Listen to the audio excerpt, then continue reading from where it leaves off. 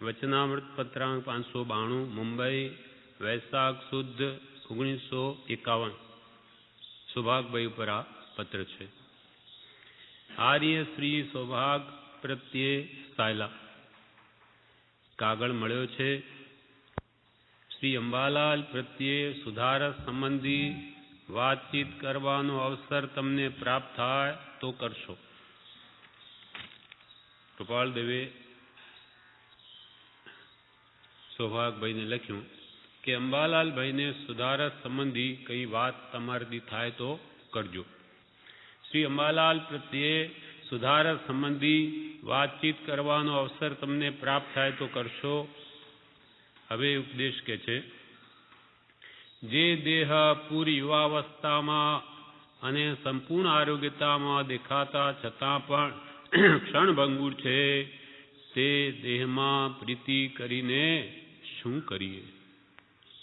જે દેહ, આપણું શરીર, જે દેહ પૂરી યુવાવસ્થામાં અને સંપૂર્ણ આરોગ્યતામાં દેખાતા છતાં પણ ક્ષણભંગુર છે.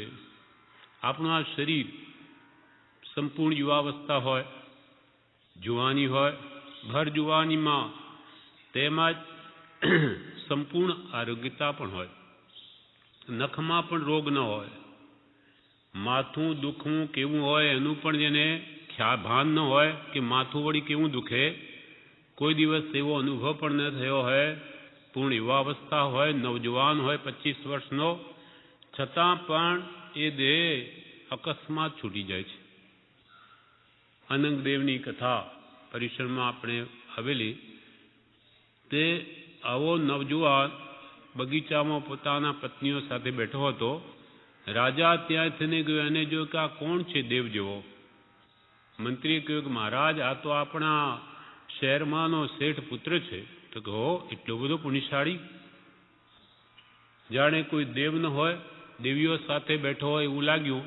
અને બીજે દિવસે તે તરફથી પસાર થતા 4 જણે ઉપાડેલી ઠાઠડી જોઈ, છાતી ફાટ વિલાપ જોઈને રાજા બોલ્યો કે આ કોણ મરી ગયું?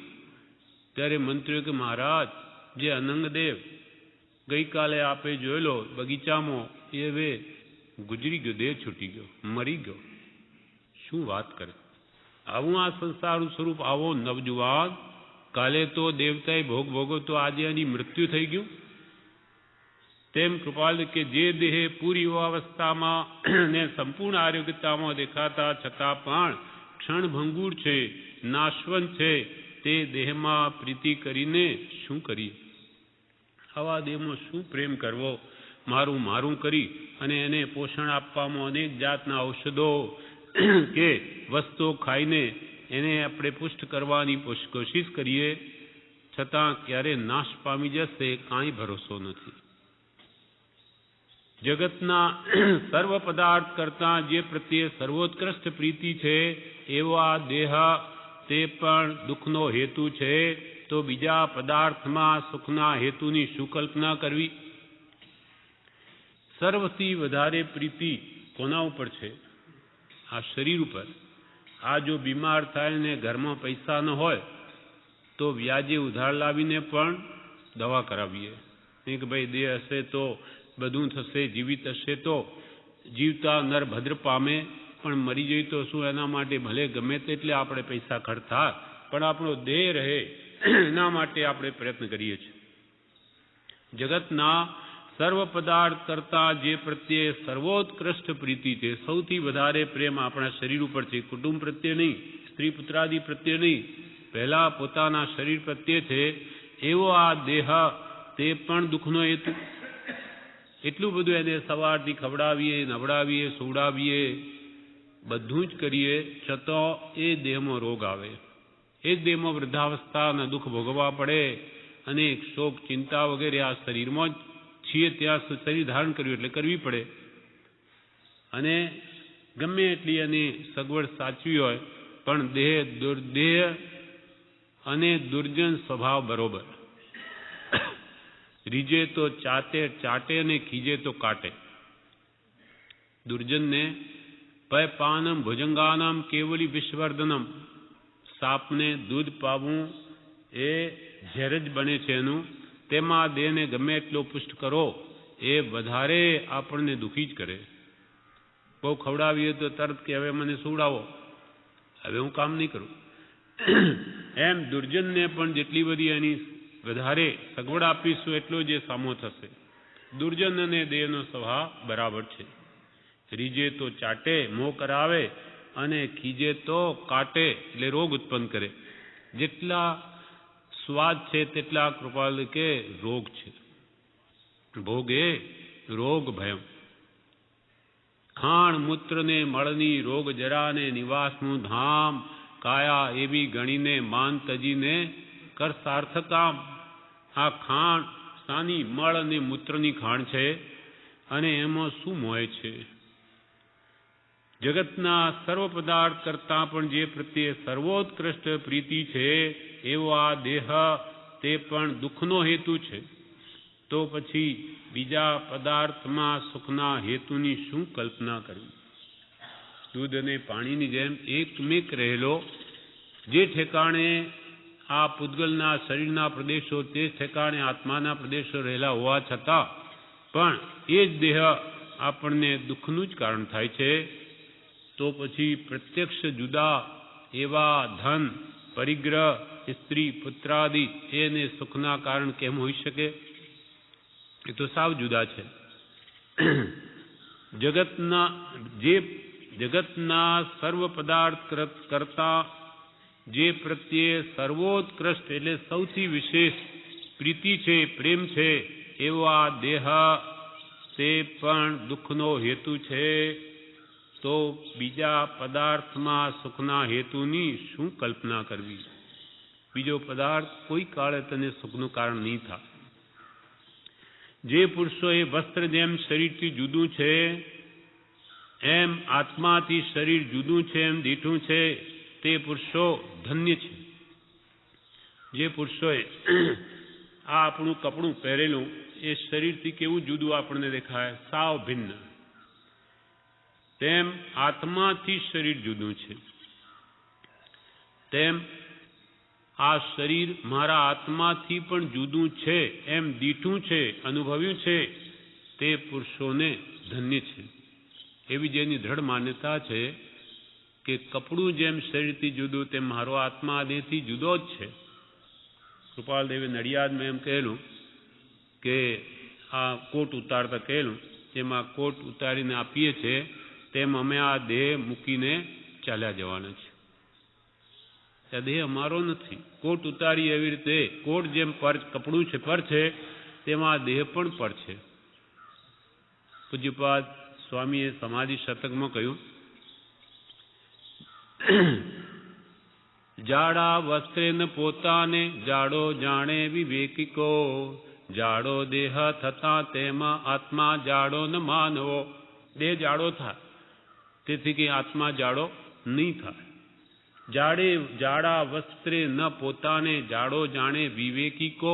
વિવેકી છે, વિચારવાન છે, તે જાડો શરીર થતા કઈ દેહને આત્માને જાડો માનતો નથી.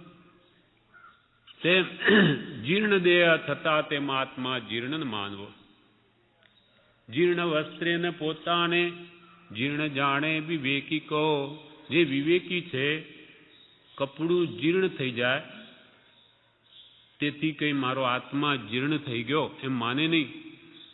જીર્ણ દેહ થતા તેમાં આત્મા જીર્ણ ન માનવો.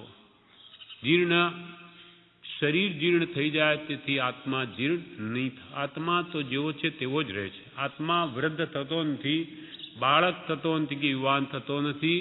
એ તો બાલાદિ વય ત્રણેયનું જ્ઞાન એકને થાય, એક જ છે. બાલ્યાવસ્થામાં પણ આપણે જ હતા, હમણાં પણ આપણે છીએ, વૃદ્ધાવસ્થામાં આપણે છીએ. આપણો જ આત્મા એક જ છે. એ કોઈ કાળે જુવાન નથી કે વૃદ્ધ નથી. જગતના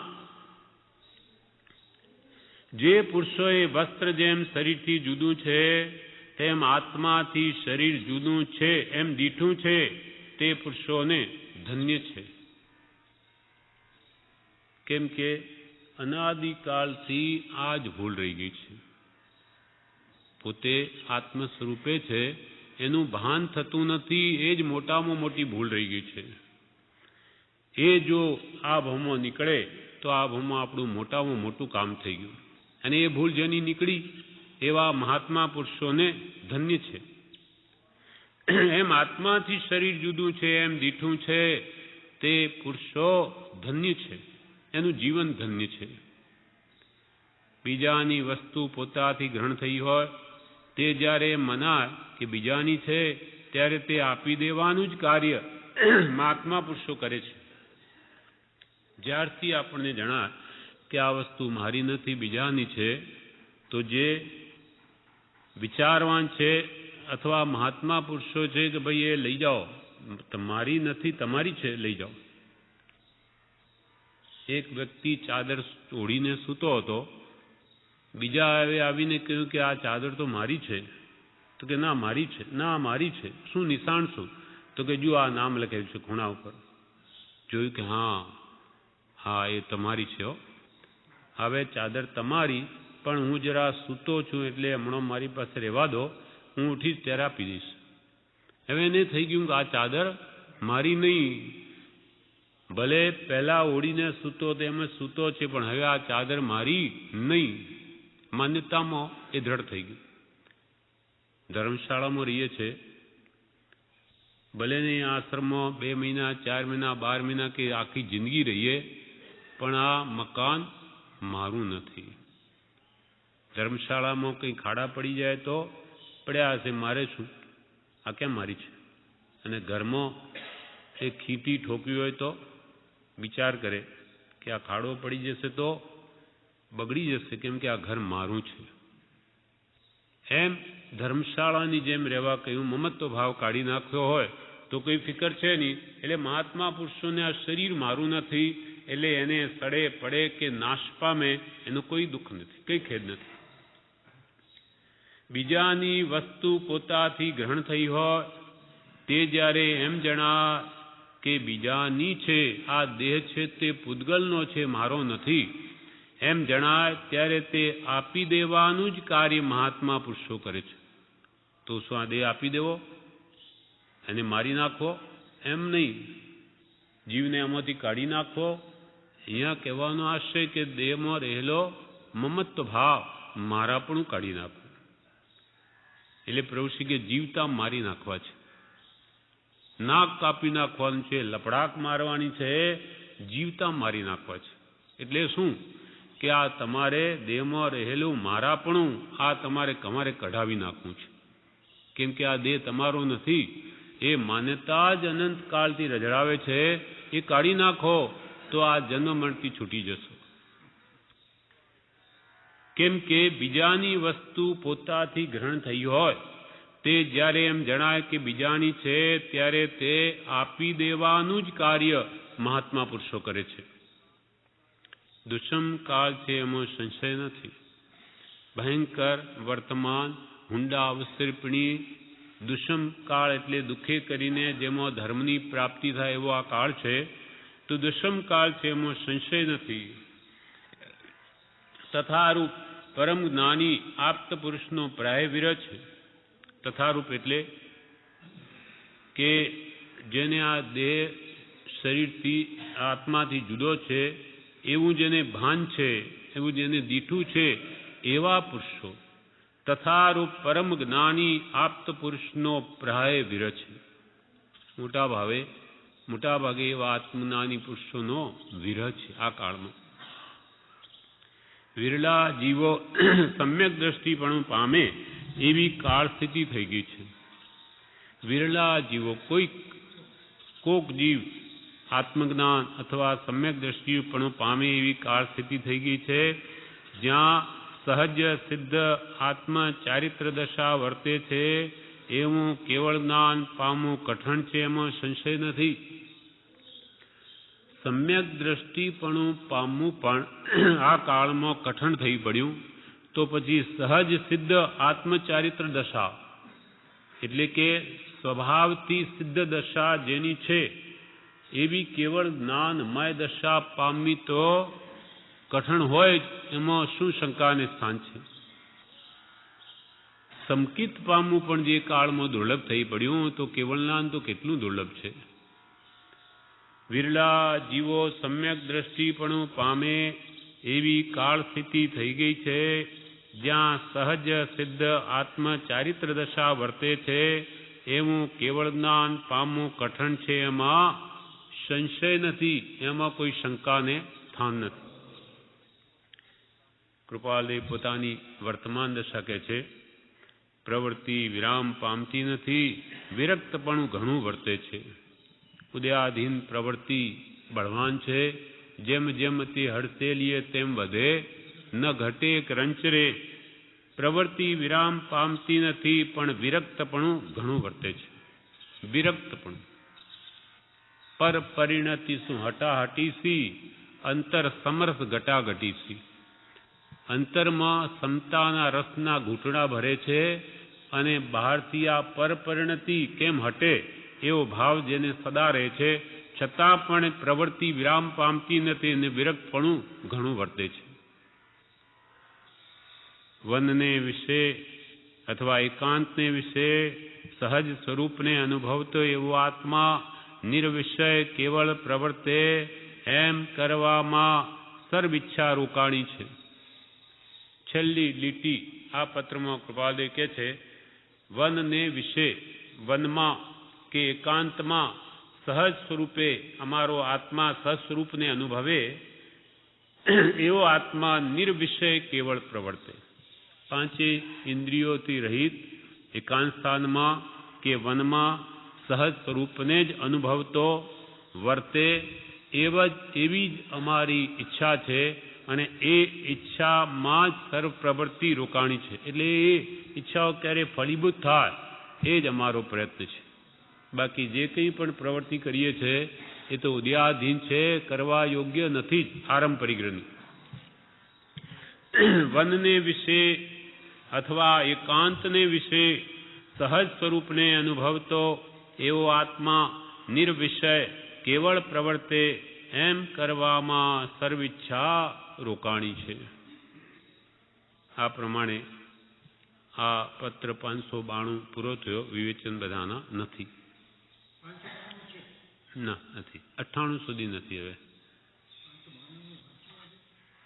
વિવેચન એક મિનિટ, હા છે.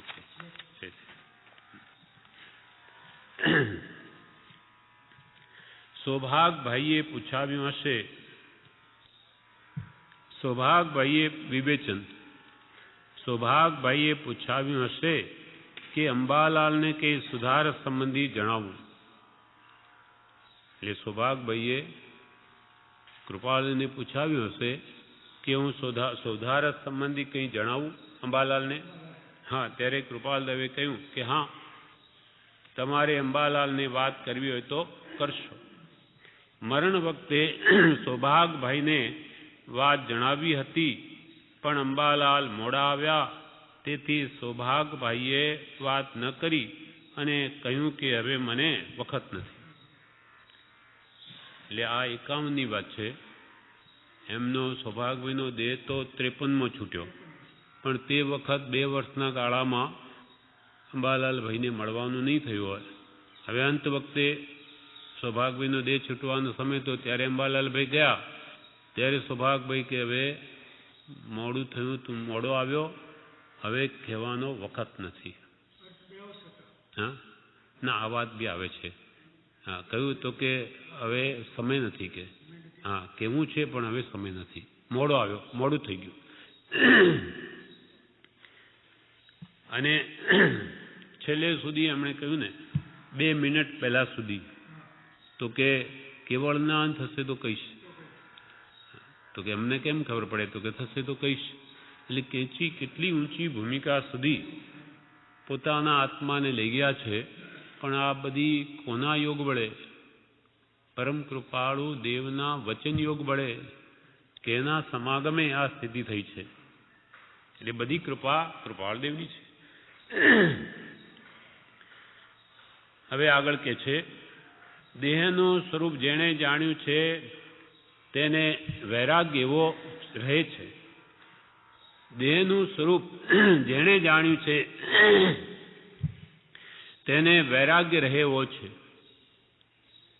આ ભવ તન અને ભોગ એનું સ્વરૂપ શા માટે જાણવું છે? વૈરાગ્ય લાવવા. ભવ એટલે સંસાર. આ સંસારનું સ્વરૂપ વિચારીએ તો તે પ્રત્યે વૈરાગ્ય આવ્યા વિના રહે નહીં. આ સંસારનું સુખ ક્યાં છે શોધવા જતા પણ નહીં મળે. આપણે પણ મધ્યસ્થતાથી વિચારીએ તો ઘરમાં સુખ છે, કોઈ કુટુંબમાં છે, સ્ત્રી પુત્રાદિમાં કે વ્યવસાયમાં, મધ્યસ્થતાથી વિચારે તો માત્ર હું દુઃખ જ ભોગવું છું એમ લાગે. માત્ર ઉપાધિ ભોગવું છું કુટુંબની કે વ્યવસાયની. સુખ કલ્પનામાં માની બેઠો છું. બાકી સવારથી સાંજ સુધી કેટલી ઉપાધિ ભોગવું છું, કેટલી એને લઈને માનસિક ચિંતાઓ ભોગવું છું અને એના કારણે કેટલી શારીરિક વ્યાધિઓ ભોગવું છું. માત્ર આધિ વ્યાધિ ઉપાધિ સિવાય સંસારમાં કંઈ છે જ નહીં. અને આ જીવ અજ્ઞાનવશ તેને સુખ માની બેઠો છે. એટલે દર્શન મોહનું કેટલું ગાઢપણું છે કે જે વાસ્તવિકતા છે એ પણ તેને ધ્યાનમાં આવતી નથી. અને પૈસા કમાય તો કે બહુ સુખ છે, બસ આનંદ છે કે આ વર્ષે કમાણી સારી થઈ. પણ આ કમાણી કરતાં તારું કેટલું લોહીનું પાણી થયું, અર્થાત કેટલું આર્ત ધ્યાન થયું, કેટલા કર્મ બાંધ્યા, એ કોણ વિચારે છે? પૈસો તો અહીંયા જ પડ્યો રે, એના માટે કરેલી લેવડ દેવડ 18 પાપસ્થાનક સેવ્યા, એનું ફળ આગળ ભોગવાનું. પણ એવા ભવ એટલે સંસાર, તન એટલે આ સૂચિમય શરીર કે જેની એટલી સેવા કરતા પણ એ કંઈ સુખ આપતું નથી. આખો દિવસ એની સેવા કરીએ સવારથી સાંજ સુધી. ઉઠતા જ પહેલાં દાંતણ કવડાવીએ, નવડાવીએ, ખવડાવીએ, નાસ્તો કરાવો, પછી પાછું કામે વળગાવો, કેમ કે પૈસા વગર કંઈ વસ્તુ મળે નહીં. પછી પાછો ખવડાવીએ, પાછો સુવડાવીએ, પાછા ધંધે લાગીએ, પાછો રાત્રે એને આરામ આપીએ. આખો દિવસ આ દેહની સેવા કરીએ છીએ, પણ રોગ થાય કે કિંચિત માત્ર સહન કરવા તૈયાર નથી. પણ આવું દેહનું સ્વરૂપ જેણે જાણ્યું હોય તેને વૈરાગ્ય રહે એવો છે કે આ હું શું કરું છું? આ દેહ માટે આ જીવન છે? આ બધી લેવડ દેવડ કોના માટે? વિષયો માટે? દેહ માટે? દેહ મારો છે? એમ જેને દેહનું સ્વરૂપ સડન પડન ને વિધ્વંસન છે, સડવાનું છે, પડવાનું છે અને નાશ પામવાનું છે, તેમાં રાગ કરીને શું કરવું એવું ભાન જેને થયું હોય તેને સહેજે વૈરાગ્ય રહે છે. દેહનું સ્વરૂપ જેણે જાણ્યું તેને વૈરાગ્ય રહે એવો છે. જેને રોમે રોમે 2.5 રોગ રહ્યા છે. 3.5 કરોડનો આ રોવાટા છિદ્ર છે. 3.5 કરોડ છિદ્ર પ્રત્યેક શરીર ઉપર છે, દરેક આપણા શરીર ઉપર. એને દરેક રોમે રોમે 2.5 રોગનો નિવાસ છે. એટલે 2.5 × 3.5 crore is equal to 6 crore ને 12.5 લાખ રોગને નિવાસનું આ ધામ છે. જો રોગ જરા ને નિવાસનું ધામા કાયા એવી ગણીને માન તજીને કર સાર્થક કામ. એવા મળમૂત્રની ખાણ રોગનું ઘર, વૃદ્ધાવસ્થાનું ઘર, એવી કાયાનું વાસ્તવિક સ્વરૂપ જાણીને હવે આ દેહથી એવું કામ કર કે તને અનંત કાળમાં ફરી આ મળમૂત્રની ખાણમાં આવવું ન પડે, પડવું જ ન પડે, દેહ ધારણ જ ન કરવો પડે. એવું આ કાર્ય આ ભવમાં કરી લે. દેહનું સ્વરૂપ જેણે જાણ્યું તેને વૈરાગ્ય રહે એવો છે. જગત અને દેહના સ્વરૂપમાં મોહ છે તે અજ્ઞાન છે. આવું ભયંકર સ્વરૂપ દુર્ગંધમય આ શરીરનું હોવા છતાં પણ સૌથી પ્રીતિ આમાં શા માટે વિશેષ છે? તો અહીંયા કહ્યું કે અજ્ઞાન છે, મિથ્યાત્વ છે, વિપરીત માન્યતા છે, દર્શનમો ગાઢ છે. એને લઈને આ દેહને પોતાનું સ્વરૂપ માને છે અને એને જ પંપાળે છે. પણ એમાં રહેલો આત્મા જે અનંત સુખનું ધામ છે પોતે જ છે, પણ એનું એને ભાન થતું નથી. અને ભાન આપનાર એવા જ્ઞાની પુરુષો છે તો તેના પ્રત્યે વિશ્વાસ આવતો નથી. જાજરા જેવો ગંધાતો દેહ છે, જાજરા જેવો ગંધાતો દેહ છે, એનો જીવને પરિચય થઈ ગયો છે. આપણા દેહની જે દુર્ગંધ છે મનુષ્યોની, એ આકાશમાં ઊંચે કેટલાય સેંકડો માઇલ સુધી એની આ દુર્ગંધ ફેલે છે. તે દેવોને ગમતું નથી. દેવો અહીંયા આવવાની એમને રુચિ નથી, કેમ કે આ એમને દુર્ગંધમય ભાસે છે. જાજરા જેવો ગંધાતો દેહ છે અને એનો જીવને પરિચય થઈ ગયો છે. પરિચય શરીરનો. શરીર એ સ્પર્શ ઇન્દ્રિય કહેવાય છે. 5 ઇન્દ્રિયોમાંની શરીર એક ઇન્દ્રિય છે જે સ્પર્શ ઇન્દ્રિય કહેવાય. અને એને સંખ્યાર્થી છે અનઆદિ, જેની કોઈ કાળે શરૂઆત થઈ નથી. અનાદિકાળથી એને આ સ્પર્શ ઇન્દ્રિયનો તો સંગ છે જ. એકેન્દ્રિયથી તો કદી એ હટ્યો જ નથી, એટલે કે સિદ્ધ અવસ્થા પામ્યો જ નથી. આ ઝાડ પાનમાં જાય ત્યારે એકમાત્ર શરીરરૂપ સ્પર્શ ઇન્દ્રિય હોય છે, પણ એક ઇન્દ્રિય તો અનંત કાળમાં એને રહી છે. માટે એને એવો ગાઢ પરિચય થઈ ગયો છે કે દેહ તે જ હું છું. જે દેહમાં જન્મે, જેમ કે આ ભાવમાં આપણે મનુષ્ય થયા. મનુષ્ય તો સ્ત્રી પણ છે, પુરુષ પણ છે, નપુંસક પણ છે, પણ એમાં પણ આપણે મનુષ્ય થયા, અરે પુરુષ થયા એટલે કે હું તો પુરુષ. સ્ત્રી હોય તો હું તો સ્ત્રી, હું પુરુષ નહીં, એવું દ્રઢ થઈ ગયું છે. કૃપાલદેવની પુત્રી કાશીબેન 3 વર્ષના હતા ત્યારે કૃપાલદેવ એકવાર એને કહ્યું કે તું કાશી નહીં, તું તો આત્મા છું. ત્યારે બાળકી છે 3 વર્ષની છે, તો કે નહીં, હું તો કાશી, હું આત્મા નહીં. એક ગાઢ થઈ ગયું. એવા સંસ્કાર આપણને દ્રઢ થઈ ગયા. હું તો પુરુષ, પુરુષમાં પણ હું તો મનુષ્ય, આ પુરુષમાં પણ હું તો ફલાણો ભાઈ, હું તો ડાયાભાઈ જ, ગાંડાભાઈ જ. જે નામ આપ્યું એ જ હું.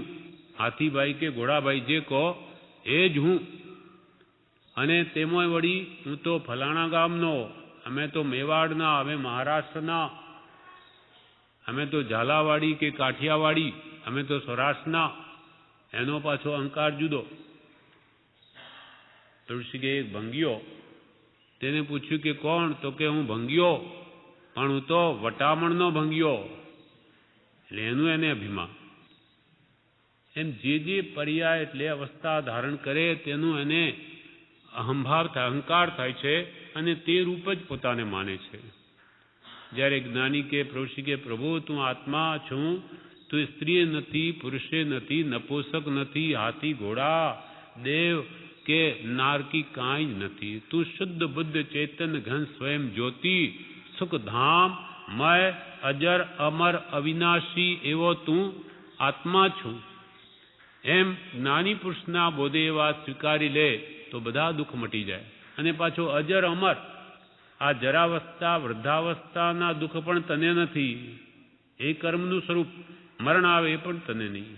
અજર ને અમર, તું મરવાનું પણ નથી. તને આ જગતમાં એવી કોઈ તાકાત નથી, કોઈ શક્તિ નથી કે તને મારી શકે. તને કોઈ, તું અછેદ્ય છું, અભેદ્ય છું, જન્મ જરા મરણથી રહિત છું.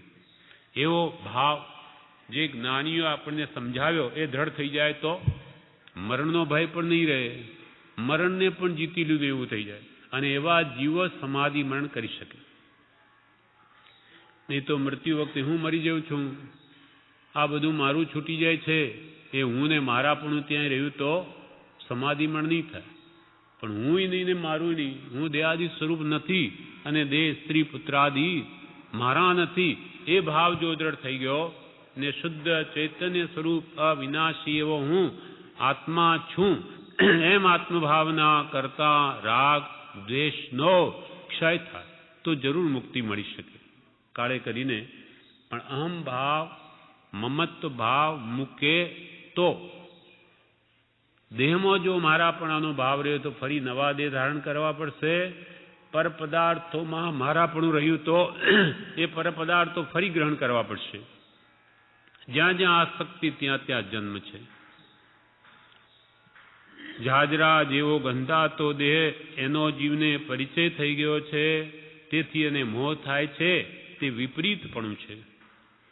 દેહમાં મોહ થાય છે એનું વિપરીતપણું છે, વિપરીત માન્યતા છે, મિથ્યાત્વ છે. દેહ પોતાનો નથી. માટે આ દેહ ક્ષણભંગુર છે. કાચની શીશી હાથમાંથી ફૂટી જાય તો, પડી જાય તો તરત જ ફૂટી જાય. તેમાં દેહ આજે છે ને બીજા ક્ષણે તો કે ઠોકર આવીને મરી ગયા. અરે શું થયું ગયું?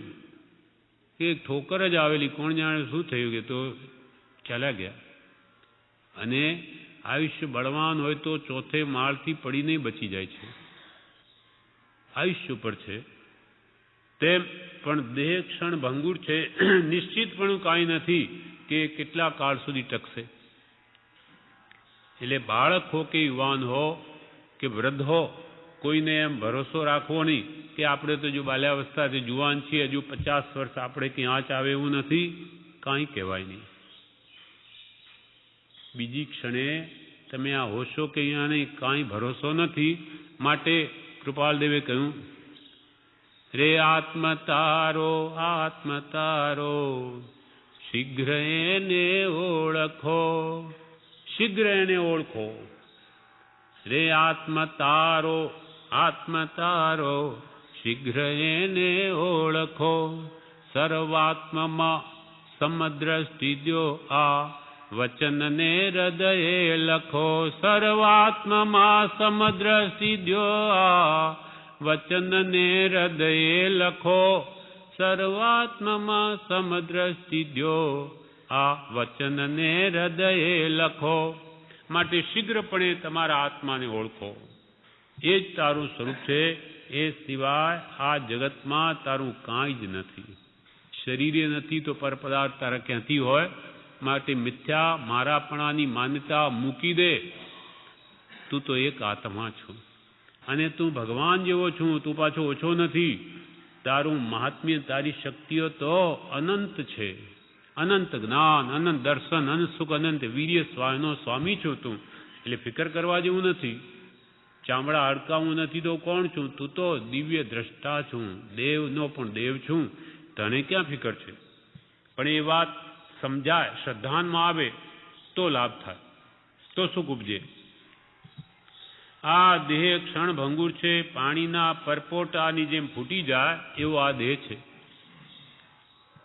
જેમ ફૂલ સવારમાં ખીલેલું હોય તે તાપ પડતા કરમાઈ જાય છે. સવારમાં ફૂલ સુંદર લાગે અને બપોરે તાપ પડે તો સુકાઈ પણ જાય. તેમ ગમે તેવું સુંદર શરીર દેખાતું હોય અને જો વ્યાધિ આવી તો બીજું થઈ જાય.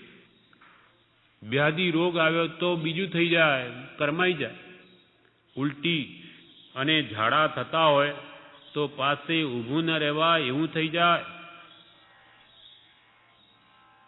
ઝાડા અને ઉલટી ખૂબ થતા હોય તો શરીર કરમાઈ જાય, પાતળું પડી જાય, રૂપ નાશ પામી જાય. એક દ્રષ્ટાંત છે. એક રાજાને એક શેઠાણી પ્રત્યે રાગ થઈ ગયો. એને જોવામાં આવી, એના પ્રત્યે મોહ થઈ ગયો. હવે કે એને કેમ મેળવવી? એટલે રાજા છે એટલે ઉપાય કરીને શેઠને પરગામ મોકલી દીધા, કોઈ કામ બતાવી. રાજાની આજ્ઞા શેઠને માનવી પડી. હવે રાત્રે એ રાજા તેના ઘરે આવે છે, શેઠાણીને ત્યાં, અને શેઠાણી પ્રત્યે પોતાનો ભાવ દર્શાવે છે. એટલે શેઠાણીએ શું કર્યું કે તમે 3 દિવસ પછી આવજો. એટલે 3 દિવસમાં એ શેઠાણીએ શું કર્યું? રાજા ચાલ્યા ગયા, 3 દિવસ પછી એ મને મળવાની જ છે. એને 3 દિવસમાં નેપાળો લઈ લીધો. નેપાળો ખૂબ લઈ અને ખૂબ ઝાડા ઉલટી વગેરે કરી અને શરીર સાવ ક્રશ કરી દીધું. અને જે મળમૂત્ર ઉલટી થાય તે બધું એ ઘડામાં ભર્યું. એ ઘડો ભરીને મૂકી દીધો ખૂણામાં. 3 દિવસે જ્યારે રાજા આવ્યો એ ઉઠી ન શકે એવી થઈ ગઈ અને રાજાએ કહ્યું કરે શું થઈ ગયું? આ શું થઈ ગયું? તારું રૂપ ક્યાં ગયું? તો કે મારું રૂપ પેલા ઘડામાં જુઓ, એ ઘડામાં પેસી ગયું બધું. આ બધું રૂપ બહાર નીકળીને આ આહાર હતો ને, મળ અને મૂત્ર ને આ ઉલટી, એ બધું જુઓ પેલામાં છે. ત્યાં જઈને પેલા રૂમમાં, પેલા ઘડામાં છે રૂપ, ત્યાં જઈને ખોલ્યું કે ભયંકર દુર્ગંધ ભાસી. રાજાને કરે આ શું? તો કે આ જ. તમે આ શરીરને રૂપાળું માનો, એના કંઈ ભરોસા છે? આ ઝાડા ઉલટી થઈ ગયા, જુઓ આવી સ્થિતિ થઈ ગઈ 3 દિવસમાં. એટલે એનો રાગ ઉતરી ગયો, એ ઉઠી જ ન શકે, બેસી જ ન શકે. એટલે પછી એને કહ્યું કે મહારાજ, તમે જ જ્યારે રક્ષક થઈને ભક્ષક બની જશો તો આ દેશનો ઉદ્ધાર કેમ થશે? જીવોની રક્ષા કોણ કરશે? તમારે તો પરસ્ત્રીઓના સહોદર બનવું જોઈએ, ભાઈ બનવું જોઈએ. તેના પ્રત્યે તમે જ આવો વિચાર રાખો, એ તમને શોભે? એવો ઉપદેશ આપ્યો કે રાજા બુજી ગયો અને કહ્યું કે તું આજથી મારી ધર્મ બહેન છે. તે મને આજે સદબુદ્ધિ આપી, મને ઠેકાણે લાવ્યો છે. હવે હું પર સ્ત્રીને ત્યાગું છું, કોઈ દિવસ પણ એના તરફ નજર નહીં કરું. આવું ક્ષણભંગુર આ રૂપાદિનું સ્વરૂપ છે, મને ભાનમાં નહોતું. જો ઉલટી અને ઝાડા થતા હોય તો પાસે પણ ઊભું ન રહેવાય એવું થઈ જાય. દેહમાં પ્રીતિ કરવાથી કાંઈ નીકળે એવું નથી. એમાં શું નીકળે? ગમે એટલો જીવ રાગ કરીને થાકે, પણ એમાં નીકળે શું આ શરીરમાંથી? અને તે પોતે જ થાકે. એટલે ભોગે ન ભુક્તા વયમે ભુક્તા, તૃષ્ણા જીર્ણા વયમેવ જીર્ણા. આદિ શંકરાચાર્ય કહે કે આ ભોગોને અમે ભોગવી નહીં શક્યા, અમારું આ શરીર ભોગવાઈ ગયું, ગરડા થઈ ગયા અમે, પણ અમે ભોગોને નહીં ભોગવી શક્યા. જેમ અમારી તૃષ્ણા ભોગોની નહીં મટી, પણ અમારી વય નાશ પામી ગઈ, ગરડા થઈ ગયા અમે, પણ હજુ તૃષ્ણા નવજવાન છે. તૃષ્ણા ન જીર્ણા વયમેવ જીર્ણા. અમે જીર્ણ થઈ ગયા કે ભોગે ન ભોગતા વયમેવ ભોગતા. આખું જગત દેહના મોહમાં પડ્યું છે, નાની અને બોજો ગણે છે. આખું જગત આ શરીરના ભોગો માટે જ મથે છે. ધનાદિ પ્રાપ્ત કરવાની ઈચ્છા શા માટે છે? 5 ઇન્દ્રના વિષયો માટે સવારથી સાંજ સુધી બધા મથે છે. આપણે જગતની દુકાનો બધી જોઈએ, આમાં પેટ ભરવાની અનાજ કે કપડાં સિવાયની નકામી આઈટમો 90-95% નકામું જ હોય.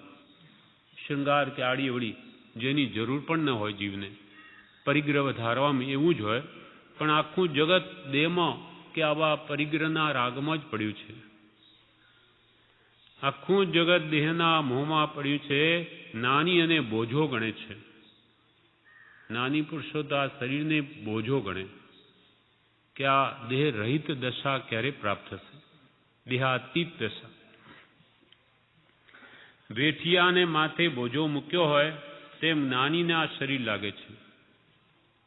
વધારેમાં વધારે પ્રીતિ દેહમાં છે, એ સુખનું કારણ નથી, તો પછી ધન, સ્ત્રી વગેરે બીજા પદાર્થોમાં કેમ કરી સુખ આપે? દેહની એટલી બધી સેવા કરીએ, તે દેહ પણ આપણને સુખ શાંતિનું કારણ થતું નથી, તો બીજા સાવ પર પદાર્થો તો એ સુખ કેવી રીતે આપે? અને પોતાના પણ કેવી રીતે હોઈ શકે? જહાં દેહ અપની નહીં તહાં ન અપનો કોઈ, ઘર સંપત્તિ પર પ્રગટ હૈ પર હૈ પરિજન લોય. એક મેક એક ક્ષેત્રાવ ગાય સમન એવો દેહ પણ જ્યારે પોતાનો નથી, તો આ તો કુટુંબ કે ધન ઘર આદિ તો સાવ જુદા છે, મારા કે સુખરૂપ કેવી રીતે હોઈ શકે? વધારેમાં વધારે પ્રીતિ દેહમાં છે, સુખનું કારણ નથી, તો પછી ધન, સ્ત્રી વગેરે બીજા પદાર્થો કેમ કરી સુખ આપે? જીવ વિચાર કરે તો દેહના કરતા કંઈ ચડિયાતું લાગતું નથી બીજા પદાર્થો આ જીવને, મોહના કારણે. કૃપાળુદેવે મનીષ સમાગમનો પાઠ લખ્યો છે, તેમાં લખ્યું છે કે તે વખતે રાજાને સાપ કરડવા આવ્યો, તે વખતે રાજાને થયું કે હવે મને કોણ બચાવે, કોણ આવી બચાવે? તો એને મારું આખું રાજ્ય આપી દઉં, રાણીઓ બધી આપી દઉં, ધન વગેરે બધું આપી દઉં અને આખી જિંદગી સુધી એનો દાસ થઈને રહું, એમ થયું. જીવને આ દેહ પ્રત્યે અત્યંત પ્રીતિ છે. તે દેહ પણ જીવને સુખી કરતો નથી, તો પછી બીજી વસ્તુઓ શું સુખી કરી શકે? મુનિ સમાગમમાં ચંદ્રસિંહ રાજાનો જે કથા કૃપાળદેવે કહી વચનામૃતમાં છે. ચંદ્રસિંહ રાજા શિકારનો શોખીન હતો. શિકાર કરવા ગયેલો તે જંગલમાં ઘોડો ભડક્યો, કંઈ પણ ઠોકર વાગી ભડક્યો જેવો ઊભો રહી ગયો અને જેવો ઘોડો ઊભો રહ્યો ઉછળ્યો કે તલવાર હતી બહાર નીકળી ગઈ અને આ બાજુ એ જાણે હવે શું કરું, પડી જઈશ ને ઉતરી જાઉં કે આ બાજુ જોઈએ છે તો સિંહ પડ્યો છે ભયંકર, આ બાજુ જતો રહું તો આ બાજુ જોઈએ કે ભયંકર કાળો નાગ પડ્યો છે. હવે જવું કઈ તરફ? તે વખતે એ બીજા પશુઓને મારવા માટે, શિકાર કરવા માટે નીકળ્યો, પણ એ વખતે એને મરણનું ભાન થયું કે બીજાને મારવામાં કે મરવામાં કેટલું દુઃખ છે, મરતી વખતે કેટલું દુઃખ થાય એને તે વખતે ખ્યાલમાં આવે છે. અને તે વખતે ચંદ્રસિંહ વિચારે છે કે હવે મને ભયંકર જંગલ છે, એના રાજા છે પોતે, પિતા બધા પાછળ રહી ગયા અને આ એકલો જ નીકળી પડ્યો, આગળ આવી ગયો. એટલે ત્યાં બચાવે, હવે જો મને કોઈ બચાવે તો મારું આખું રાજ્ય આપી દઉં. ત્યાં મને કોણ રક્ષક છે? મારી એની 1000 રાણીઓ હતી, 1000 રાણીઓ પણ આપી દઉં. કેટલો પોતાના જીવન પ્રત્યે રાગ છે જીવને, કે મને કોઈ બચાવે, મારું રાજ્ય આપી દઉં, સગડી રાણીઓ આપી દઉં, ધન વગેરે બધું આપી દઉં અને ઉપરથી વળી એ કહેતો આખી જિંદગી સુધી એનો દાસ થઈને રહું, પણ મને કોઈ બચાવે. એમ જીવને અત્યંત પ્રીતિ છે. તે વખતે પણ એને કોણે બચાવ્યા? ધર્મે બચાવ્યા. અનેક બીજા ધર્મો સાંભળેલા, પણ એની જે ખામીઓ દ્રષ્ટિગોચર થતાં એને લાગ્યું બધા ધર્મો મલિન છે એમ કરીને મૂકી દીધેલા. પણ એકવાર વિતરાગ ધર્મ સદગુરુ પાસે સાંભળેલો અને તેનો મહિમા, તે બધા બ્રહ્મચર્ય, તપ વગેરે અને નવકાર મંત્ર સાંભળેલો એ તે વખતે યાદ આવી ગયો કે તે વખતે ગુરુએ કહ્યું હતું કે એવા સમયે નવકાર મંત્ર સહાય કરે એમ છે. એટલે એ તેને યાદ આવ્યું અને એ નવકાર મંત્ર બોલ્યો કે તરત જ સાપ પણ પાછો ફરી ગયો, સિંહ પણ ફરી ગયો અને બધું સીધું થઈ ગયું. એટલે ધર્મ પ્રત્યે શ્રદ્ધા થાય છે. પછી એ સામે મુનિને જેને મળે છે અને સાચો ધર્મ આરાધીને સુખી થાય છે. પણ મરણ આવ્યું કે ત્યારે હું બધું આપી દઉં પણ મને કોઈ મારા કોઈ પ્રાણ બચાવે, તો આપણે જેના પ્રાણ હરી લઈએ છીએ કોઈ પણ રીતે, તો એ જીવોને કેટલું દુઃખ થતું હશે. એટલે અહિંસા પરમો ધર્મ, અહિંસા એ જ પરમ ધર્મ છે.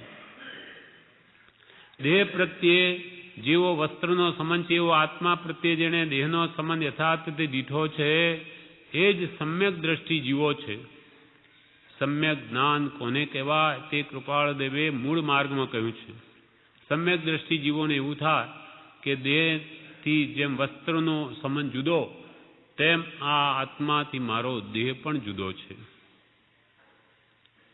જ્યારથી જાણ્યું કે શરીર તો પૂતગલનું છે, ત્યારથી એમ થયું કે આ બીજાનું છે, આપી દેવાનું છે.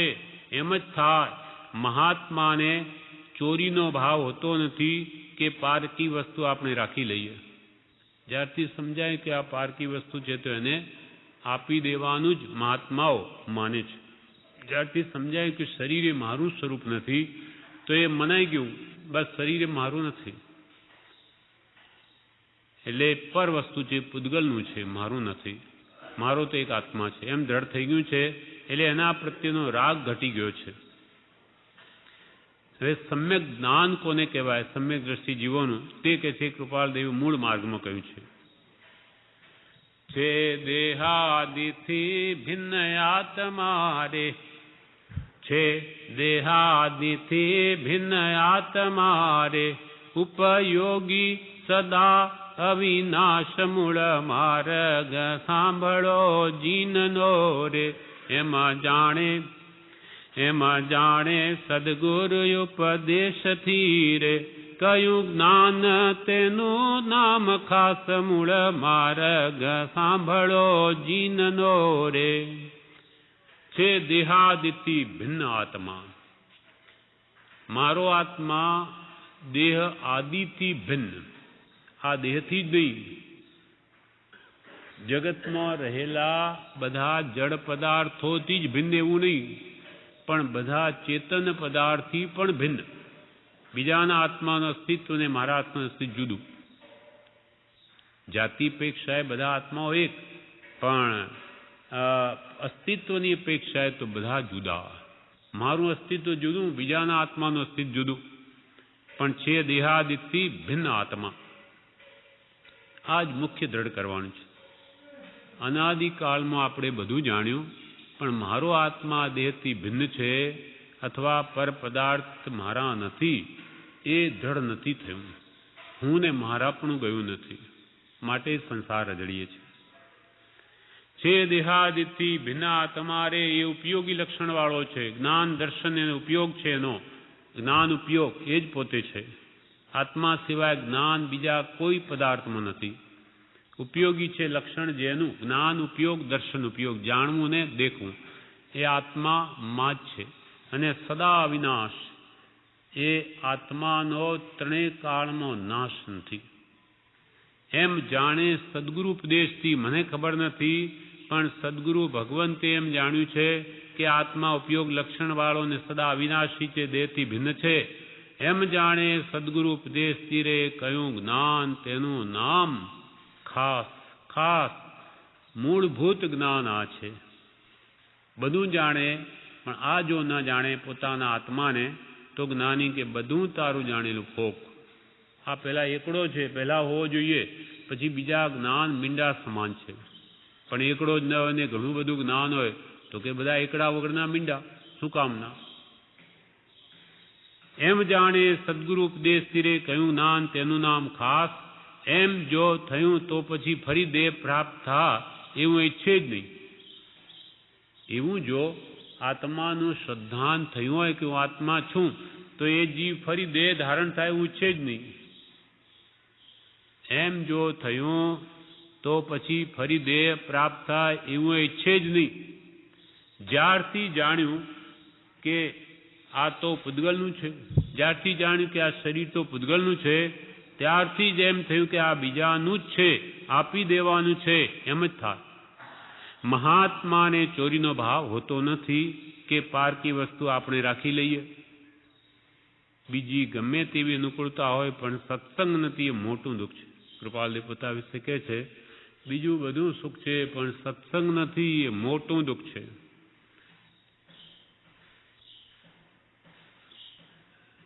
અસત્સંગ એ મોટું, બ્રહ્મચર્ય એ મોટું સાધન છે. શામાં?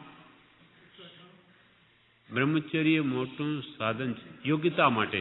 યોગ્યતા માટે બ્રહ્મચર્ય મોટું સાધન છે અને અસત્સંગ એ મોટું વિઘ્ન છે. બીજી ગમે તેવી અનુકૂળતા હોય પણ સત્સંગ નથી, એ મોટું દુઃખ છે. આ કાળનું સ્વરૂપ જોતા દુષ્મ છે. બધે જગતમાં જઈને પૂછો કે નોકરી કરીને ભણીને શું કરશો, તો કહે કે ભણીને નોકરી કરીને પૈસા કમાવીશ, વિદ્યા વેચીને પૈસા લઈશું, પણ વિદ્યા ભણીને મોક્ષ મેળવશું એમ કહેનારા તો કોઈક જ હશે. કે ભાઈ ભણીને શું કરશો, તો કે વિદ્યા મેળવીશું અને પૈસા મેળવીશું, વિદ્યા વેચીને પણ પૈસા લઈશું. પણ આ વિદ્યાથી બુદ્ધિ તો 93 મુંબઈ વૈશાખ સુદ પૂનમ બુધ 1951. આત્મા અત્યંત સ્વસ્થતા પામે એ જ સર્વશાસ્ત્રનો સાર શ્રી સર્વજ્ઞે કહ્યો છે. આત્મા સહજ સ્વસ્થતા પામે એ જ સર્વજ્ઞાનનો સાર શ્રી સર્વજ્ઞે કહ્યો છે. એટલે આપનો આત્મા પોતાના સહજ સ્વભાવને પામે એ જ સર્વ જ્ઞાનનો સાર શ્રી સર્વજ્ઞે કહ્યો છે. એટલે બધું જાણીને શું કરવું છે? પોતાના આત્માની ઓળખાણ કરવી છે અને આત્માનો ધર્મ જ્ઞાન દર્શન ચારિત્રમય છે તે જાણીને સ્વભાવમાં સ્થિર થવું છે. નિર્વિકલ્પ દશા પામવી છે કે જે અનંત સુખરૂપ છે, જે મૂળ આત્માનો સ્વભાવ જ છે. આત્મા અત્યંત એટલે સંપૂર્ણપણે સહજ સ્વસ્થતા પામે એટલે સંપૂર્ણપણે સ્વભાવમાં સ્થિત થાય. એ જ સર્વ જ્ઞાનનો સાર શ્રી સર્વજ્ઞે કહ્યો છે. અનાદિ કાળથી જે અસ્વસ્થતા નિરંતર આરાધી છે, જેથી સ્વસ્થતા પ્રત્યે આવવું તેને દુર્ગમ પડે છે. અનાદિકાળથી આપણા આત્માએ અસ્વસ્થતા નિરંતર આરાધી. અસ્વસ્થતા એટલે પરમો રમણતા. પોતાના આત્મ સ્વભાવને મૂકી દઈ રાગ દ્વેષ વિષય કશાયમાં જ અનાદિથી પ્રવૃત્તિ રહેવાથી એને પોતાના સ્વભાવમાં આવવું એ દુર્ગમ પડે છે. જેમ વિષ્ટાનો કીડો, તેને વિષ્ટામાં પ્રિયતા લાગે, તેને બહાર આવવું ગમે નહીં, તેમ અનાદિથી અસ્વસ્થ રહેલો આત્મા તેને પોતાના સ્વભાવમાં આવવું દુર્ગમ પડે છે. અનાદિથી જીવે અસ્વસ્થતા નિરંતર આરાધી છે, જેથી સ્વસ્થતા પ્રત્યે આવવું તેને દુર્ગમ પડે છે. જેમ કે ઉપમિતિ ભાવ પ્રપંચમાં કથા આવે. દ્રુમક નામનો ભિખારી છે, જે ગરીબ છે, એને કંઈ પણ ખાવાનું મળતું નથી, એઠું જૂઠું મળે એને પણ એ માને છે કે મને ખૂબ પ્રાપ્તિ થઈ ગઈ વસ્તુની. એકવાર દ્રુમક નામના ભિખારીને સ્વસ્તિત નામના રાજાએ જોઈ લીધો અને એને મન થયું કે એને હું સુખી કરું. એટલે એને બોલાવી અને જે વિમલ સુમતિ બોધકર મંત્રી હતો તેને કહ્યું કે એને કંઈક આપ. એટલે એને બોલાવ્યો. એ આપવા ઈચ્છે છે, પણ એને મંત્રીએ કહ્યું કે તું આ ઠીપકું ખાલી કર, તારો એઠવાડો નાખી દે, તને ઉત્તમ ભોજન આપું. તો કે ના, એ નહીં નાખું, મારું આ છે એ પણ જતું રહે, એ તમારું તો સુખરૂપ છે કે નહીં. એમ દ્રુમક ભિખારીની જેમ આ જીવે અનાદિથી વિષય કસાયમાં સુખ માન્યું. એને નાની પુરુષો આત્માનું વાસ્તવિક સુખ બતાવે છે તો પણ એ લેવા ઈચ્છતો નથી. દ્રુમક જેવો ભિખારી છે. અનાદિથી જીવે અસ્વસ્થતા નિરંતર આરાધી છે, જેથી સ્વસ્થતા પ્રત્યે જીવને આવવું, સ્વસ્થતા પ્રત્યે આવવું તેને દુર્ગમ પડે છે. પ્રજ્ઞાબોધમાં આ જ ભાવ બ્રહ્મચારીજીએ વણ્યો છે કે હું દ્રુમક જેવો ભિખારી તે પરમ કૃપાળુ દેવ સુસ્થિત મહારાજની નજરે આવી ચડ્યો અને ત્યાં પ્રભુશ્રી જેવા તો મને રાયણ નીચે સામે મળ્યા. હું દ્રમક સમહીન પુણ્ય પણ તુજ દ્વાર પર આવી ચડ્યો, સુસ્થિત શ્રીમદ રાજચંદ્ર તણી કૃપા નજરે પડ્યો. ત્યાં સંત શ્રી લઘુરાજ સ્વામી પ્રેમ સહસામે મળ્યા, મુજ દ્રષ્ટિ રોગ મટાડવા જાતે પરિશ્રમમાં ભળ્યા. મારા દ્રષ્ટિરોગને મટાડવા શ્રી લઘુરાજ સ્વામી રાયણ નીચે જ બેઠા હતા. બ્રહ્મચારીજી પહેલા આશ્રમમાં પ્રવેશ કર્યો દરવાજામાં, ત્યારે કે મારો દ્રષ્ટિરોગ મટાડવા પછી પોતે જાતે પરિશ્રમમાં ભળ્યા. પણ હું તો દ્રુમક સમ ભિખારી, કેમ કે પરમાર્થે હીન આપણે પણ દ્રુમક જેવા જ છીએ. પરમાર્થ માર્ગમાં સાવ અજાણ છીએ. એટલે અનાદિથી વિભાવમાં પ્રિયતા હોવાથી અને આત્મસ્વસ્થતા પ્રત્યે આવવું દુર્ગમ પડે છે. શ્રીજીને એમ કહ્યું છે કે યથા પ્રવર્તિકરણ સુધી જીવ અનંતથી બહાર આવ્યો છે, પણ જે સમયે ગ્રંથિ ભેદ થવા સુધી આવવાનું થાય છે ત્યારે ક્ષોભ પામી પાછો સંસાર પરિણામી થયા કરે છે. ગ્રંથિ ભેદ યથા પ્રવર્તિકરણ, ત્રણ કરણ કરે ત્યારે જીવને સમ્યક દર્શનની પ્રાપ્તિ થાય. યથા પ્રવર્તિકરણ, કરણ એટલે ભાવ, યથા એટલે જેવી પ્રવૃત્તિ કરવી જોઈએ ત્યાં સુધી આવ્યો પણ એથી કરકડિયા કરીને આગળ વધીને અપૂર્વ કરણમાં આવવું જોઈએ. એવા અપૂર્વ કરણ એટલે ભાવ કદી આવ્યા નથી. અને પછી એ આવીએ અનિવૃત્તિકરણમાં આવે. એટલે અનિવૃત્તિ એટલે જ્ઞાન પામ્યા પહેલા પાછો હટે જ નહીં, એ અનિવૃત્તિકરણ. એ ત્રણેય કરણ થયા પછી આત્માને સમ્યક દર્શનની પ્રાપ્તિ થાય છે. પણ યથા પ્રવૃત્તિકરણ સુધી તો હજી અનંતી વાર આવ્યો. શ્રીજીને એમ કહ્યું છે કે યથા પ્રવૃત્તિકરણ સુધી જીવ અનંતી વાર આવ્યો છે, પણ જે સમયે ગ્રંથિ ભેદ થવા સુધી આવવાનું થાય છે ત્યારે ક્ષોભ પામી પાછો સંસાર પરિણામી થયા કરે છે. ત્યાંથી પાછો હટી જાય છે. એટલું બળ સદગુરુના ઉપદેશ વગર, સહાય વગર થતું નથી અને પાછો પડી જાય છે. જે ગ્રંથિભેદ થવામાં વીરી ગતિ જોઈએ તે થવાને અર્થે જીવે નિત્ય પ્રતિ સત્સમાગમ, સદવિચાર અને સદગ્રંથનો પરિચય નિરંતરપણે કરવો શ્રેયભૂત છે. એટલે હવે એ ગ્રંથિ ભેદ થવામાં જે આત્માનું બળ જોઈએ તે થવાને માટે એને નિત્ય પ્રત્યે સત્સમાગમ કરવો. એ બળ કેવી રીતે મેળવવું? સત્સમાગમથી, સદવિચારથી અને સદગ્રંથોના પરિચય, એનો પરિચય નિરંતર કરવો શ્રેયભૂત. નિરંતર એટલે અભિક્ષણ જ્ઞાનનો ઉપયોગ. એ આત્મા બળ કેળવવા માટે એને શું કરવું? હંમેશા સત્સમાગમ કરવો. સત્પુરુષનો સમાગમ નહીં હોય તો સદવિચાર, સદગ્રંથોનો વિચાર કરવો, એના બોધનો. તો જ એ આત્મબળ પ્રગટીને અપૂર્વ કરણમાં આવી શકે છે. આ દેહનું આયુષ્ય પ્રત્યક્ષ ઉપાધિ જોગે વ્યતીત થતું જાય છે, એ માટે અત્યંત શોક થાય છે. આ દેહનું આયુષ્ય પ્રત્યક્ષ ઉપાધિ જોગે વ્યતીત થતું જાય છે. અમારું કૃપાલ માટે એમને અત્યંત શોક થાય છે. અને તેનો અલ્પકાલનો માં જે ઉપાય ન કર્યો તો આમ જેવા અવિચારી પણ થોડા સમજવા.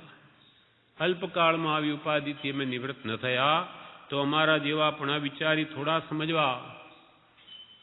કૃપાલદેવે ફરી આવો ભાવ એજા એક પત્રમાં કહ્યો છે કે જિંદગી અલ્પ છે ને જંજાળ ટૂંકી છે. 319માં જિંદગી અલ્પ છે અને જંજાળ અનંત છે. સંખ્યાત ધન છે અને તૃષ્ણા અનંત છે, જ્યાં સ્વરૂપ સ્મૃતિ સંભવે નહીં. પણ જ્યાં જંજાલ અલ્પ છે અને જિંદગી અપ્રમત છે, તેમજ તૃષ્ણા અલ્પ છે અથવા નથી અને સર્વસિદ્ધિ છે, ત્યાં સ્વરૂપ સ્મૃતિ પૂર્ણ થવી સંભવે છે. જંજાલને ટૂંકી કરે તો જિંદગી પણ સુખરૂપે લાંબી લાગે, અને અપ્રમત જ્યાં જીવન છે, તૃષ્ણા થોડી છે અને સર્વસિદ્ધિ એટલે કલ્યાણ માટે જોઈતા સાધનોની સામગ્રી ઉપલબ્ધ છે, તો સ્વરૂપ સ્મૃતિ પૂર્ણ થવી સંભવે છે. જ્ઞાનથી વળી અંતમાં કે છે, જે જ્ઞાનથી કામ નાશ પામે તે જ્ઞાનને અત્યંત ભક્તિએ નમસ્કાર હો. જે જ્ઞાનના વડે, જે સમજણથી, જે સત્પુરુષના બોધથી કામ ભાવ નાશ પામે તે જ્ઞાનને પણ અત્યંત ભક્તિ અમારો નમસ્કાર છે. પત્રાંક 511માં કૃપાલદેવ વાત કરી સત્સંગ છે તે કામ બાળવાનો બળવાન ઉપાય છે. સર્વજ્ઞાનીઓએ કામનું જીતવું તે અત્યંત દુષ્કર કહ્યું છે તે સાવ સિદ્ધ છે. અને જેમ જેમ જ્ઞાનીના વચનનું અવગાહન થાય છે તેમ તેમ કંઈક કરી પાછો હટતા અનુક્રમે જીવનું વીર્ય બળવાન થઈ કામનું સામર્થ્ય જીવથી નાશ કરાય છે. કામભાવ અનાદિનો હોવાથી બળવાન છે અને જીતવો કે છે સહેલો નથી.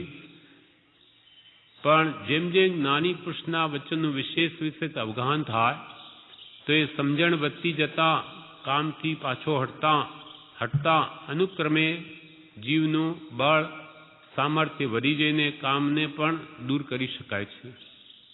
કામનું સ્વરૂપ જ જ્ઞાની પુરુષના વચન સાંભળીને જીવે જાણ્યું નથી, અને જો જાણ્યું હોત તો તે વિશે સાવ નીરસતા થઈ હોત. કામનું સ્વરૂપ જ જીવ યથાર્થ સમજ્યો નથી. જો યથાર્થ સમજે તો કે એના પ્રત્યે જીવને ઘૃણા ઉત્પન્ન થાય. પણ એ સત્પુરુષના બોધે તેમ થઈ શકે છે. આ પ્રમાણે જે જ્ઞાનથી કામ નાશ પામે તે જ્ઞાનને અત્યંત ભક્તિએ નમસ્કાર હો આ સ્વ યથા આત્મ સ્વરૂપે યથાયોગ્ય. આ પ્રમાણે આ પત્રનું વિવેચન નથી. આ પત્ર પૂરો થયો. કોના પર છે નક્કી નથી. હવે આગળનો પત્ર 594 મુંબઈ વૈશાખ સુદ પૂનમ બુધ 1951 નવલચંદભાઈ ડોસા ઉપર આ પત્ર છે. સર્વ કરતા જેમાં અધિક સ્નેહ રહ્યા કરે છે એવી આ કાયા તે રોગ જરાદિથી સ્વાત્માને જ દુઃખરૂપ થઈ પડે છે. તો પછી તેથી દૂર એવા ધનાદિથી જીવને તથારૂપ યથા યોગ્ય સુખવૃત્તિ થાય એમ માનતા વિચારવાનની બુદ્ધિ જરૂર ક્ષોભ પામવી જોઈએ અને કોઈ બીજા વિચારમાં જવી જોઈએ એવો જ્ઞાની પુરુષોએ નિર્ણય કર્યો છે તે યથા તથ્ય છે. આટલો જ સંક્ષેપમાં પત્ર છે. એમાં કૃપાલદેવે કહ્યું સર્વ કરતા જગતમાં રહેલા સર્વ પદાર્થો કરતા જેમાં અધિક સ્નેહ રહ્યા કરે છે. આપણને સર્વ પદાર્થો કરતાં વધારે પ્રેમ કોનામાં છે? પોતાના દેહ પ્રત્યે, શરીર પ્રત્યે. કેમ કે જીવે અજ્ઞાનથી શરીરને જ પોતાનું સ્વરૂપ માન્યું છે. સર્વ કરતાં જેમાં અધિક સ્નેહ રહ્યા કરે છે એવી આ કાયા તે કેવી છે? તે રોગ જરાદિથી સ્વાત્માને જ દુઃખરૂપ થઈ પડે છે.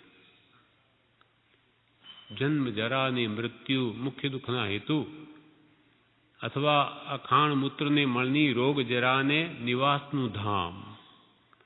મળ મૂત્રની ખાણ એવી કાયા તે રોગ કે જરાવસ્થાને રહેવાનું સ્થાન છે, ઘર છે. રોગ ક્યાં રહે? કાયામાં. જરાવસ્થા ક્યાં આવે? શરીરમાં. રોગ જરા ને નિવાસનું ધામ કોણ? કાયા. સર્વ કરતા જેમાં અધિક સ્નેહ રહ્યા કરે છે એવી આ કાયા તે કેવી છે? તો કે રોગ જરાદિથી સ્વાત્માની દુઃખરૂપ થઈ પડી છે. આ જે શરીરમાં આપણને વધારેમાં એમાં જ રોગ આવે, એમાં જ વૃદ્ધાવસ્થા આવે અને આપણને દુઃખ આપે. જે કાયા પ્રત્યે વધારે મોહ એ કાયા જ આપણને પીડે છે. એવી આ કાયા તે રોગ જરાદિથી સ્વાત્માને દુઃખરૂપ થઈ પડે છે. જેની એટલી સંભાળ રાખીએ અને જેને જ પોતાનું સ્વરૂપ માનીએ, બધી રીતે એની સેવા કરીએ, છતાં પણ એ કાયા રોગ ઉત્પન્ન એમ જ થાય છે અને વૃદ્ધાવસ્થાથી પોતાને જ પીડે છે, દુઃખ આપે છે. તો પછી તેથી દૂર એવા ધનાદિથી જીવને તથારૂપ સુખવૃત્તિ થાય એમ માનતા વિચારવાની બુદ્ધિ જરૂર શોભ પામવી જોઈએ. કે હું જેની એટલી સેવા કરું છું, સંભાળ રાખું છું, એવી કાયા, એવું શરીર પણ મને સુખ આપતું નથી, તો શરીરથી સાવ જુદા એવા ધન, સ્ત્રી, પુત્ર, સગા સંબંધીઓ એ મને કેવી રીતે સુખ પ્રાપ્ત કરાવી શકે? તો પછી તેથી દૂર એવા ધનાદિથી જીવને તથારૂપ સુખવૃત્તિ થાય એમ માનતા વિચારવાનની બુદ્ધિ જરૂર ક્ષોભ પામવી જોઈએ. વિચારવાન જીવની બુદ્ધિ જરૂર ક્ષોભ પામવી જોઈએ કે હું શામાં મોહ કરું છું? આ વસ્તુ મને કેવી રીતે સુખ આપી શકે? જે એકમેક રહેલું એવી કાયા પણ મને, એક ક્ષેત્રાવગાય સંબંધ છે, એ કાયા પણ મને સુખ નથી આપી શકતી, તો બીજા કેવી રીતે આપી શકશે? તે તો પછી તેથી દૂર એવા ધન આદિથી જીવને તથારૂપ સુખવૃત્તિ થાય તેમ સુખ ઉપજે એમ માનતા વિચારવાની બુદ્ધિ જરૂર ક્ષોભ પામવી જોઈએ અને કોઈ બીજા વિચારમાં જવી જોઈએ કે આ કયા સુખરૂપ નથી, તો બીજા કેવી રીતે હોઈ શકે? તો સાચો સુખનો ઉપાય શું કરવું મારે? એવા વિચારમાં એની વૃત્તિ જવી જોઈએ અને કોઈ બીજા વિચારમાં એટલે કે આત્મવિચારમાં એની વૃત્તિ જવી જોઈએ એવો જ્ઞાની પુરુષોએ નિર્ણય કર્યો છે તે યથાતથ્ય છે, બિલકુલ બરાબર છે કે શરીર સુખનું કારણ થાય નહીં, કુટુંબીઓ પણ થાય નહીં, પૈસાએ થાય નહીં, અનેક પ્રકારના એમાં એને આપત્તિઓ આવ્યા જ કરે છે. તો સાચું સુખ ક્યાં છે એ શોધવા માટે વિચારવાની બુદ્ધિ તો જરૂર તે તરફ વળે. એવો જ્ઞાની પુરુષોએ નિર્ણય કર્યો છે અને તે યથાતથ છે, બિલકુલ બરાબર છે. આ પ્રમાણે પત્રાય પૂરો થયો. પત્રાંક 595 મુંબઈ વૈશાખ વર્ષ 7 ગુરુ 1951 પ્રભુશ્રી ઉપર આ પત્ર છે. વેદાંત આદિમાં આત્મ સ્વરૂપની જે વિચારણા કહી છે તે વિચારણા કરતા શ્રી જીન આગમમાં જે આત્મ સ્વરૂપની વિચારણા કહી છે તેમાં ભેદ પડે છે. વેદાંત આદિ વેદાંત, સાંખ્ય, બૌદ્ધ વગેરે જે આત્મા સંબંધીની વિચારણા કહી છે અને ભગવાન તીર્થંકરોએ જીન આગમમાં જે કહ્યું તેમાં ભેદ પડે છે. આત્મ સ્વરૂપની વિચારણામાં ઘણો ભેદ પડે છે. વેદાંત આદિમાં આત્મ સ્વરૂપની જે વિચારણા કહી છે, આત્મા સંબંધી જે વિચારણા કહી છે, સિદ્ધાંત કયો છે, તે વિચારણા કરતા શ્રી જીન આગમમાં શ્રી જીનેશ્વર ભગવંતે આગમમાં જે આત્મ સ્વરૂપની વિચારણા કહી છે તેમાં ભેદ પડે છે. ભગવાન તીર્થંકરોના આત્મા સંબંધી અભિપ્રાય અને વેદાંત, સાંખ્ય, બૌદ્ધ, યોગ આદિનો અભિપ્રાય જુદો પડે છે. સર્વ વિચારણાનું ફળ આત્માનું સહજ સ્વભાવે પરિણામ થવું એ જ છે. બીજા ધર્મવાળાઓ કે જૈન મતવાળાઓ ભગવાન તીર્થંકરોએ કહ્યું એ બધું શા માટે કહ્યું? તો કે બધાનું ફળ આત્મા સ્વભાવમાં આવવું જોઈએ. આત્મા પોતાના સહજ સ્વભાવ પરિણામને પામે એ જ સર્વ વિચારણાનું ફળ છે. કોઈ પણ વિચારણા કરીને આપણે શાશ્વત સુખ શાંતિ જે સ્વરૂપમાં રહી છે નિર્વિકલ્પ દશા, એને જીવ જો નહીં પામે તો એ ધર્મ સત્ય ધર્મ નથી, યથાર્થ નથી. એટલે કૃપાલ કે બધાએ ધર્મોએ આત્મા સંબંધીની વિચારણા કહી, પણ જે વિચારણા વડે આત્મા સ્વભાવમાં આવે તે જ વિચારણા સાચી છે. સર્વ વિચારણાનું ફળ આત્માનું સહજ સ્વભાવે પરિણામ થવું એ જ છે. સંપૂર્ણ રાગદ્વેષના ક્ષય વિના સંપૂર્ણ આત્મજ્ઞાન પ્રગટે નહીં એવો નિશ્ચય જીને કહ્યો છે તે વેદાંતાદિ કરતા બળવાન પ્રમાણભૂત છે. ભગવાન તીર્થંકરો કેવડીઓ એ રાગદ્વેષ અજ્ઞાનથી સંપૂર્ણ મુક્ત થયા છે. એટલે સંપૂર્ણ રાગદ્વેષના ક્ષય વિના સંપૂર્ણ આત્મજ્ઞાન પ્રગટે નહીં. એટલે રાગ દ્વેષ સંપૂર્ણ જ્યાં સુધી નાશ નહીં પામે ત્યાં સુધી સંપૂર્ણ આત્મજ્ઞાન એટલે કેવળ જ્ઞાન એ પ્રગટે નહીં. જ્યાં સુધી રાગદ્વેષનો અનંતાંશ પણ હોય ત્યાં સુધી પણ કેવળ જ્ઞાન પ્રગટે નહીં.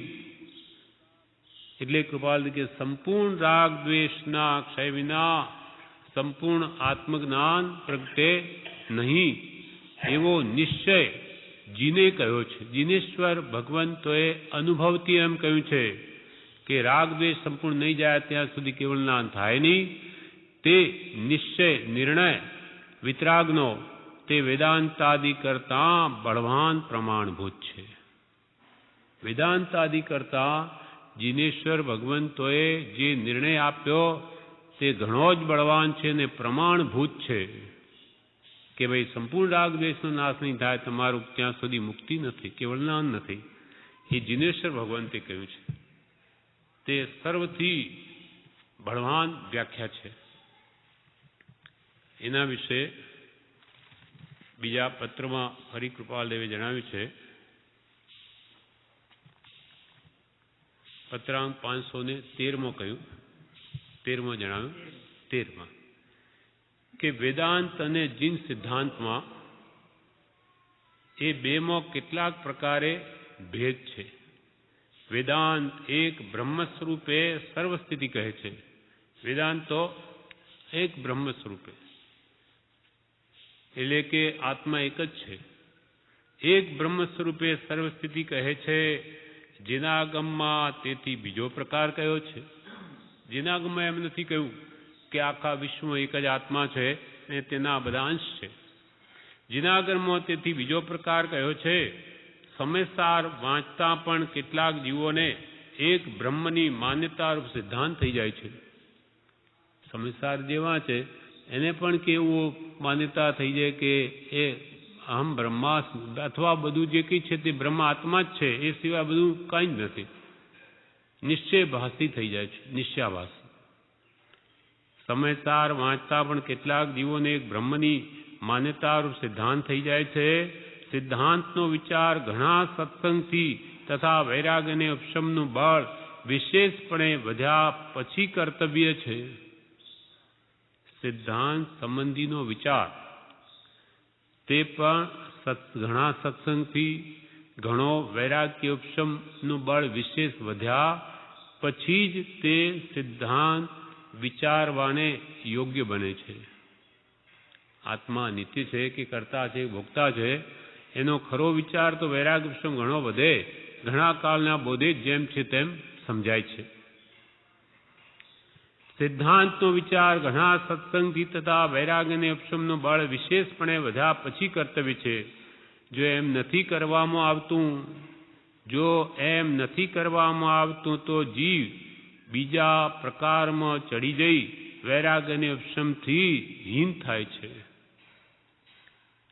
જો વૈરાગ ઉપશમ વધારીને સિદ્ધાંતનો નિર્ણય કરવામાં ન આવે તો શું થાય?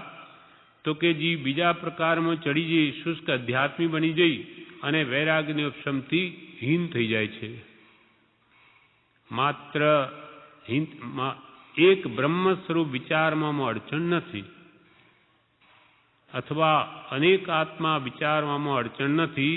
માત્ર તમને અથવા કોઈ મુમુક્ષુને પોતાના સ્વરૂપનું જાણવું એ મુખ્ય કર્તવ્ય છે અને તે જાણવાના સાધન સંતોષ, વિચાર અને સત્સંગ છે. તે સાધન સિદ્ધ થયે વૈરાગ્યક્ષમ વર્ધમાન પરિણામી થયે એક આત્મા છે કે અનેક આત્મા છે એ આદિ પ્રકાર વિચારવા યોગ્ય છે.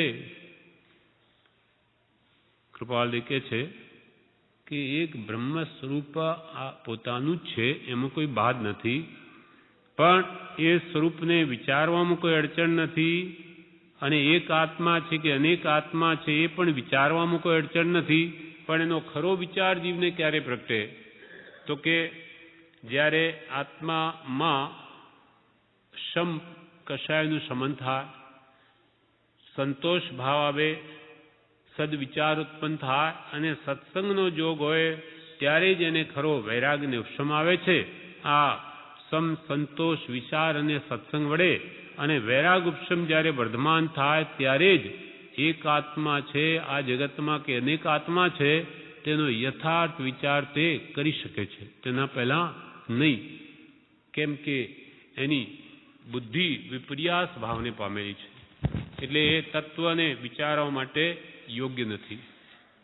એટલે વૈરાગ ઉપશમ બળવાન થયે જ આ બધી વિચારણા કે છે યોગ્ય છે. એટલે વેદાંત આદિમાં આત્મ સ્વરૂપની જે વિચારણા કહી છે તે વિચારણા કરતા પણ જીનાગમમાં આત્મ સ્વરૂપની વિચારણા કહી છે તેમાં ભેદ પડે છે. અને સર્વ વિચારણાનું ફળ આત્માનું સહજ સ્વભાવે પરિણામ થવું એ જ છે સંપૂર્ણ રાગ દ્વેષના ક્ષય વિના સંપૂર્ણ આત્મજ્ઞાન પ્રગટે નહીં. એવો નિશ્ચય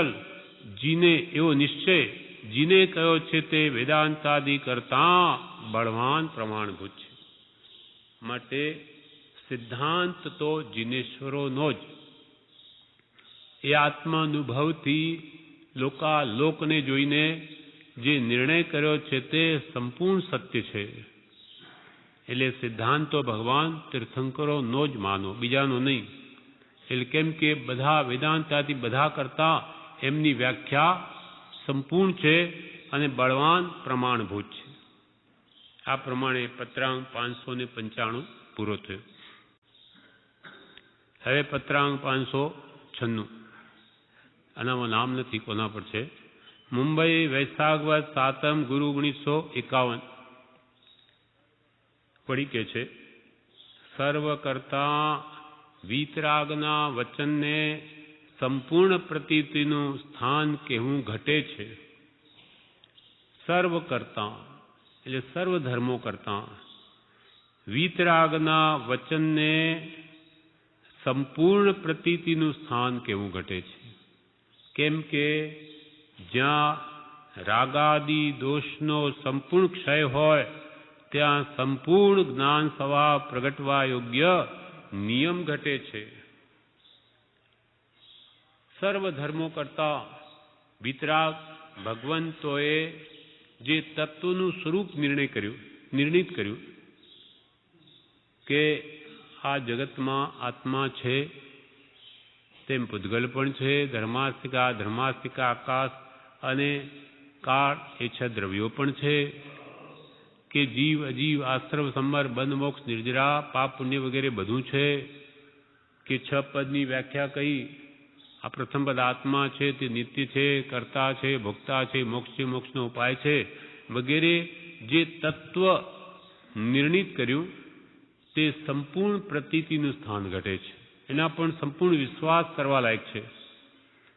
સર્વ કરતા વીતરાગના વચનને સંપૂર્ણ પ્રતીતિનું સ્થાન કેવું ઘટે છે. કેમ? એનું કારણ શું? કે ભગવાન તીર્થંકરો કહ્યું એ સત્ય છે. એનું શું કારણ?